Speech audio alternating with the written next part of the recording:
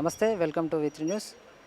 మాజీ Indian cricket team captain Mohammad Azharuddin వారి పర్యవేక్షణలో డిసెంబర్ 6వ తారీఖున India versus West Indies T20 match జరగడం ఇక్కడ అదే ఫస్ట్ టైం. హోరాహోరీగా ఇరు వర్గాలు తలపడనున్నాయి. అయితే ఈ మ్యాచ్ పైన ఆశలు వ్యక్తమవుతున్నాయి. అయితే ఈ ప్రస్తుతం మనం ఉప్పల్ క్రికెట్ స్టేడియంలో ఉన్నాము. ఇక్కడ రేపు జరగనున్న మ్యాచ్ కోసము ఇక్కడ ఏర్పాట్లు ముమ్మరంగా జరుగుతున్నాయి. కాసేపటి క్రితమే సిపి మహేష్ భగవత్ గారు మాట్లాడుతూ ఇక్కడ ఎలాంటి అవాంఛనీయ సంఘటనలు జరగకుండా జాగ్రత్తలు తీసుకుంటున్నట్టు వారు వెల్లడించారు. అయితే ఈ వెస్టిండీస్ వర్సెస్ ఇండియా T20 ఈ మ్యాచ్ పైన క్రికెట్ అభిమానులకు ఎన్నో ఎక్స్పెక్టేషన్స్ ఉన్నాయి. అలాగే మన తెలంగాణ కావచ్చు, అటు వెస్టిండీస్ నుంచి కావచ్చు, ఇటు ఆంధ్రప్రదేశ్ నుంచి కావచ్చు, ఈ మ్యాచ్ని వీక్షించడానికి ఎంతోమంది మనం ఊహించని విధంగా ఇక్కడికి పబ్లిక్ రానున్నారు. అయితే వాళ్ళకు ఎటువంటి ట్రాఫిక్ విషయంలో కావచ్చు, ఇంకా వేరే ఇతర అవాంఛనీయ ఘటనలు ఎటువంటి జరగకుండా ఉండడానికి పోలీస్ సిపి మహేష్ భగవత్ గారు ఇక్కడ ఆయన పర్యవేక్షణలో, ఆయన నిర్వహణలో ఇక్కడ చాలా ముమ్మరంగా అణువున ఎటువంటి సంఘటనలు జరగకుండా బాంబ్ స్క్వాడ్ కావచ్చు ఇక్కడ అందరూ చెకింగ్ జరుపుతూ ఉన్నారు.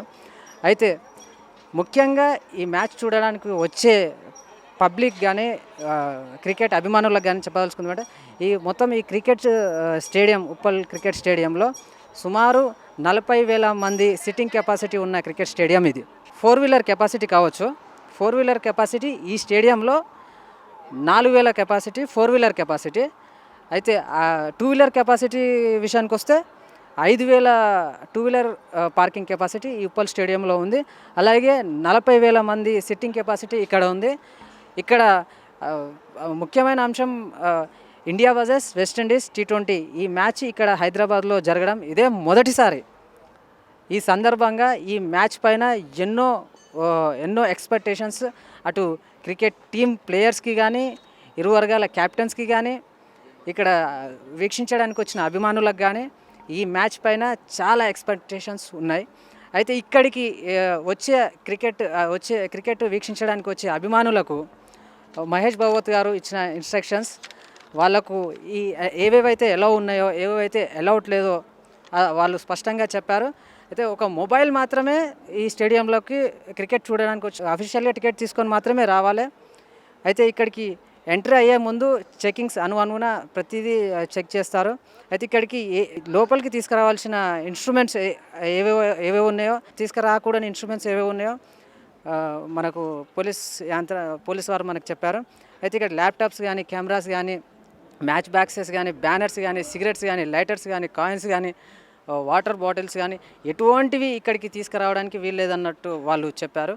ఏదైనా సరే ఇక్కడ సేల్స్ చేసే వాటినే మాత్రమే పర్చేజ్ చేసుకొని వాటర్ బాటిల్స్ తీసుకోవాలి. కానీ బయట నుంచి ఎటువంటి ఐటమ్స్, బ్యాటరీస్, బ్యాగ్స్ ఎటువంటివి ఇక్కడికి పర్మిషన్ లేదని వాళ్ళు వ్యక్తం చేశారు. ఎందుకంటే ఇదంతా ఎందుకు చెప్తున్నా అంటే మనం వచ్చే పబ్లిక్కి మన మీడియా ద్వారా మనం ముందే తెలియజేయాలనే ఉద్దేశంతో మనం చెప్తున్నాము. అయితే ఈ మ్యాచ్లో కాసేపటి ముందే Indian team captain Virat Kohli, West Indies captain Pollard కాసేపటి ముందే ప్రెస్ మీట్లో మాట్లాడారు. పర్టికులర్గా ఈ మ్యాచ్ కోసం డూ ఆర్ డై అన్నట్టు ఇరు వర్గాల టీం క్యాప్టెన్స్ కానీ, ప్లేయర్స్ కానీ చాలా ప్రాక్టీస్ చేశారు.